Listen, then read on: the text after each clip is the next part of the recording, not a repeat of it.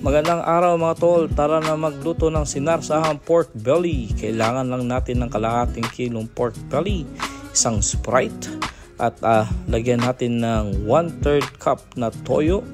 Sundan mo ng pepper, ayan. At sabi nga ni Mr. Nobody, i-mekos-mekos mo na yan. Kailangan natin ibabad ito for at least 1 hour. Pagkatapos na natin nun ay iprito na natin ang ating pork belly hanggang siya ay maging color brown. Masarap to mga tol, promise. At kapag brown na ang ating pork, itabi po muna natin siya. Ayan. Saka tayo mag-isa ng bawang sibuyas. Ayan. Tapos yan, ibalik na natin ang ating mga pork. Saka tayo magdagdag ng tomato sauce. Ayan. Isama mo na rin syempre dyan mamaya yung ating pinang-marinate para mas malasa at malinamnam ang ating niluluto.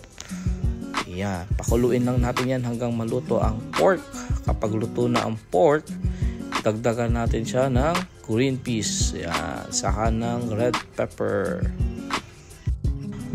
Ayan, pakula mo lang yung mga 5 minutes. Pagkatapos yan, ayan, luto na siya mga tol.